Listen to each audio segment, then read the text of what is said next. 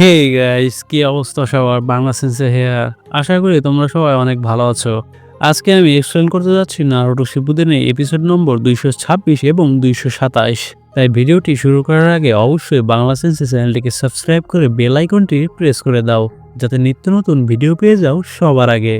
আর যারা যারা পূর্বের এপিসোডগুলো দেখোনি, ভিডিওর ডিসক্রিপশন বক্সে চলে যাও, সেখানে লিঙ্ক পেয়ে যাবে। তো চলো আর কোনো কথা না বাড়িয়ে এপিসোডে ফেরা যাক। এপিসোডের শুরুতে সমুদ্রে অনেক ঝড় হতে দেখা যায়। গায়ে বমি চালিয়ে যেতেই থাকে। সে শুধু একটু পর পর বমি করতেই থাকে। অন্যদিকে নারুটো অনেক এনজয় করতে থাকে। গায়ে বলে আমাদের তাড়াতাড়ি এখান থেকে যেতে হবে। নারুটো বলে এখান থেকে আমরা সরাসরি ল্যান্ড অফ লাইটনিংয়ে যাব। তখনই সমুদ্রে অনেক বম ছুঁড়ে আসে। পরিস্থিতি একদম বিগড়ে যায়। আওয়া বলে এগুলো কে করছে? ইয়ামাটো কতগুলো কামান দেখতে পেয়ে বলে একটি আয়ারল্যান্ড থেকে এগুলো আসছে। জাহাজের ক্যাপ্টেন ঠিকমতো জাহাজ চালাতে পারছিল না বমের কারণে। জাহাজেও একটা বোমা এসে পড়ে। এতে নারুটো সমুদ্রে পড়ে যায়। সে সমুদ্রের উপরে উঠে জাহাজকে আর দেখতে না পেয়ে অবাক হয়ে যায়। তখনই সে পিছু মোড়ে অনেকগুলো জাহাজ দেখতে পায়। তারা জাল সমুদ্রে ফেলে অনেকগুলো ভাঙা জাহাজের টুকরো পায়। জাহাজের ক্যাপ্টেন বলে ছোট থেকে বড় সবগুলো টুকরো একত্রিত করো। জাল ফেলার লোকটি বলে কিন্তু তাদের জাহাজের কোনো চিহ্নই নেই। ক্যাপ্টেন বলে যদি কেউ কিছু জোগাড় না করে আয়ারল্যান্ডে আসবে তাকে আমি কঠিন শাস্তি দেব। এ শুনে লোকটি ভয় পেয়ে যায়। তখনই নারুটো ক্যাপ্টেনকে অ্যাটাক করতে দৌড়ে আসলে ক্যাপ্টেন নারুটোর হেডব্যান্ড নিয়ে নেয় এবং বলে মনে হয় সম্পদ পেয়ে গেছি বলে নারুটোকে লাথি মেরে সমুদ্রে ফেলে দেয়। ক্যাপ্টেন নারুটোকে বলে তোমার প্রাইস ভালোই হবে, কিন্তু তোমার হেডব্যান্ড কোনো কাজের না বলেই হেডব্যান্ড ফেলে দেয়। নারুটো এতে অনেক রেগে যায়। ক্যাপ্টেন এরপর ফায়ার করার অর্ডার দেয় নারুটোর ওপর। এতে বমের গোলা নারুটোর দিকে ছুঁড়ে আসে। নারুটো সেগুলো এড়াতে দৌড়াতে থাকে। তখনই সমুদ্রের নিচ থেকে সাবমেরিনের মতো কিছু একটা উঠে নারুটোকে তার ভেতরে ভরে ফেলে। ক্যাপ্টেন এই দেখে একদম হতবাক হয়ে যায়। সাবমেরিনটি সমুদ্রের নিচে চলে যায়। ক্যাপ্টেন আবারও অ্যাটাক করতে বলে তাকে। এতে বমগুলো পানির নিচে গিয়ে ফাটতে থাকে। সাবমেরিনের ভেতরে নারুটো ইয়ামাটোদের দেখতে পায়। ইয়ামাটো বলে এই সাবমেরিন আমি অনেক কম সময়ে বানিয়েছি। গায়ে বলে আমাদের কাছে সেঞ্চুরি টাইপের নিনজা আছে, তো চলো ভালো সুযোগ দেখে উপরে উঠে যাই। ইয়ামাটো বলে এটি শুধু একটা সিলিং সাবমেরিন, এটা আগে বাড়তে পারবে না। এটা এখন আগে এগোচ্ছে শুধুমাত্র ঢেউয়ের কারণে। অন্যদিকে ক্যাপ্টেন প্রস্তুত থাকে যখনই সাবমেরিনটি উপরে উঠবে তখনই তাকে বোম দিয়ে অ্যাটাক করতে। হঠাৎ করেই সাবমেরিনটি ছিদ্র হয়ে যায়। পানি ঢুকতে থাকলে নারুটোরা হাত দিয়ে ছিদ্র বন্ধ করার চেষ্টা করতে থাকে। একটু পর সাবমেরিনটি ভেঙে গেলে নারুটোরা একটি আন্ডার ওয়াটার টানেলে চলে আসে। আওয়া বলে আমরা আইল্যান্ডের নিচে রয়েছি। সামনে একটি সিঁড়ি দেখা গেলে আওয়া বলে এই সিঁড়ি দিয়ে নিশ্চয়ই আইল্যান্ডের উপরে ওঠার ব্যবস্থা আছে।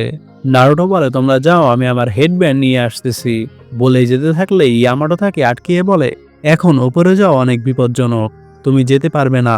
আমি কথা দিচ্ছি ওটা আমরা আবারও ফিরিয়ে আনবো সঠিক সুযোগ দেখে।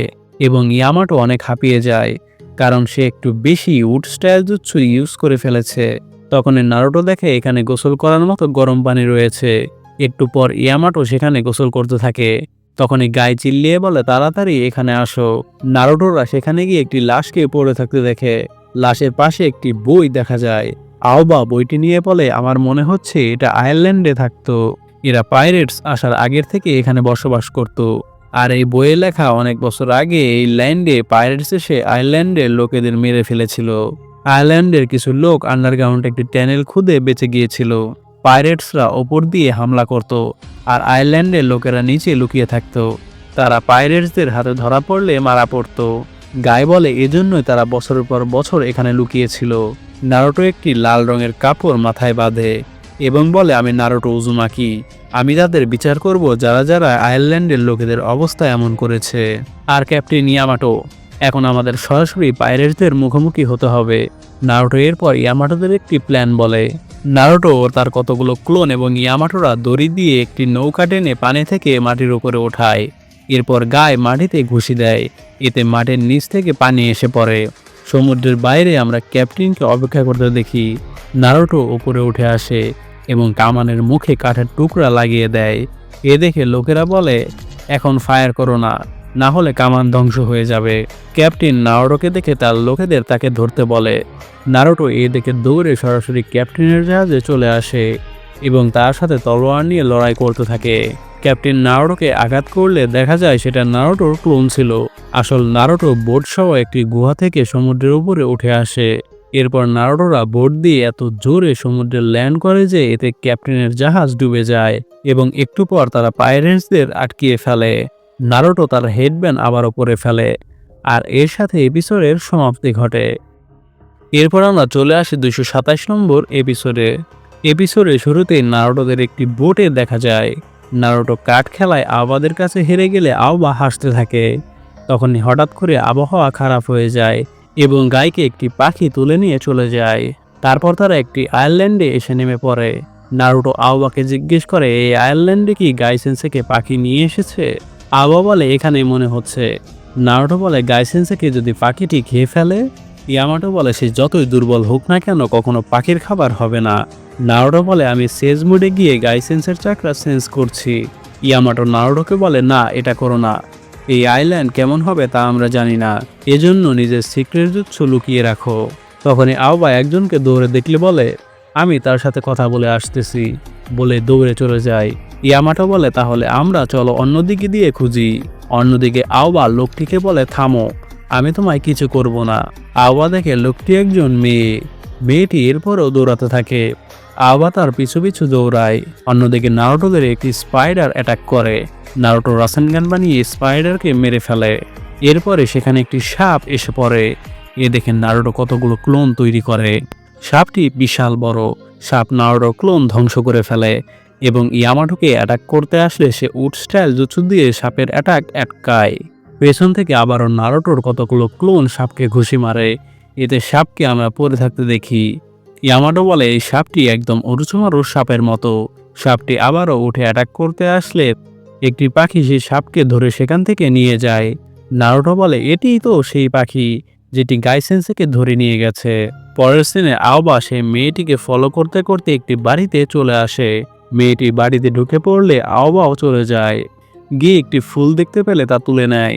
আওবা মেয়েটির কাছে গিয়ে বলে আমাদের কমরেডস হারিয়ে গেছে, তাকে খুঁজছি আমরা, তুমি কি জানো তার ব্যাপারে।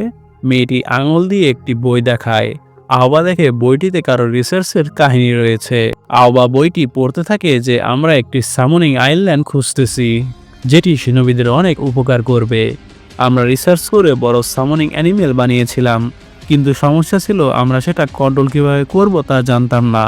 সেটা কন্ট্রোল করার জন্য স্পেশাল একটি সিলিং জুৎসু বা জিনচুরিকির দরকার। আওবা এরপর পরের পেজ একটি ছেঁড়া দেখতে পায়। আওবা মেয়েটিকে জিজ্ঞেস করে এটা কোন জায়গা।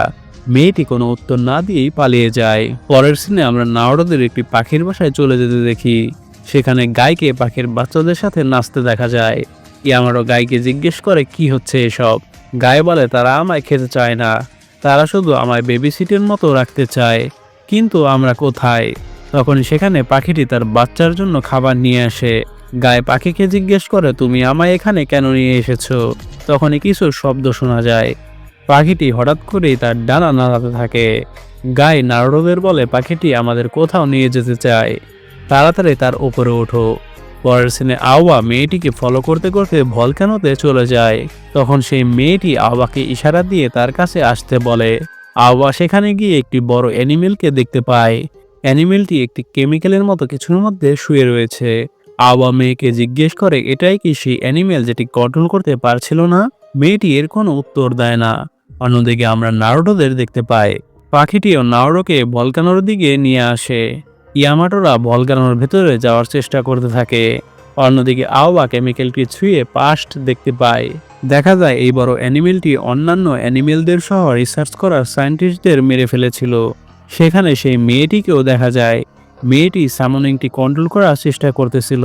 বর্তমানে আওয়ার কাছে নারুটোরাও এসে পড়ে। আওবা তাদের বলে এই সামনিংটি এখনকার লোকেদের মেরে ফেলেছিল, সে সবাইকে খেয়ে এখানে শুয়ে রয়েছে। এখন যদি এটি জেগে ওঠে তাহলে আরও বিপদ দেখা দেবে। তখনই হঠাৎ করে বড় অ্যানিমেলটি জেগে ওঠে এবং আশেপাশের অন্যান্য অ্যানিমেলদেরও খেতে শুরু করে দেয়। অ্যানিমেলটি শেষমেশ নারুটোদের উপর অ্যাটাক চালায়। আওয়া বলে এই অ্যানিমেলটি এখন অনেক ক্ষুধার্ত রয়েছে। ইয়ামাটো উড স্টাইল দিয়ে তাকে ধরে ফেললেও কোনো কাজে দেয় না। অ্যানিমেলটি উড অ্যাবজর্ব করে ফেলে। নারুটো বলে আমার শেষ মোডে যেতে হবে। গায়ে বলে শেষ পর্যন্ত একে আমাদের আটকাতে হবে। বলে গায়ে তাকে লাথি দিতে গেলেও কোনো কাজে দেয় না। অ্যানিমেলটির লাইটনিং স্টাইল ছুড়ে দেয় নারুটোদের দিকে। ইয়ামাটো উড স্টাইল দিয়ে তার জুৎসু আটকিয়ে ফেলে। আওবা একটি গেনজুৎসু পারফর্ম করে। এতে অ্যানিমেলটি একদম থেমে গেলে গায়ে একটি লাথি দেয় তাকে। অ্যানিমেলটি এতে ছিটকে পড়ে যায়, কিন্তু এরপরও অ্যানিমেল উঠে দাঁড়ায়। তখন অন্যান্য অ্যানিমেলগুলো সেই বড় অ্যানিমেলকে অ্যাটাক করতে আসে। হঠাৎ করে সেই মেয়েটি অ্যানিমেলের কাছে যেতে থাকে। ইয়ামাটো মেয়েটিকে সেখানে যেতে মানা করলেও সে শোনে না। আওবা মেয়েকে বলে আমি জানতাম তুমি সেই। আসলে এই মেয়েটি একটা স্পিরিট বা আত্মা। মেয়েটি অ্যানিমেলের কাছে গিয়ে তাকে জড়িয়ে ধরে। এরপর আমরা নারুটোকে সেজ মোডে দেখতে পারি। আওবা নারুটোকে অ্যাটাক করতে বললে নারুটো রাসেন শুরিকেন বানিয়ে অ্যানিমেল ও মেয়েটির দিকে ছুড়ে দেয়। এতে দুজনেই লাভায় পড়ে যায়। একটু পর আমরা নারুটোদের বোটে দেখতে পাই। আওবার হাতে সেই ফুল দেখা যায়। আওবা ফুলটি ফেলে দেয়, আর এর সাথে এপিসোডের সমাপ্তি ঘটে। তো গাইস, এপিসোড দুটি কেমন লাগলো তা অবশ্যই আমাদের কমেন্ট করে জানিয়ে দিও। ভিডিওটি ভালো লাগলে বাংলা সেন্সে চ্যানেলটিকে সাবস্ক্রাইব করে বেল আইকনটি প্রেস করে দাও, যাতে নিত্য নতুন ভিডিও পেয়ে যাও সবার আগে। ধন্যবাদ।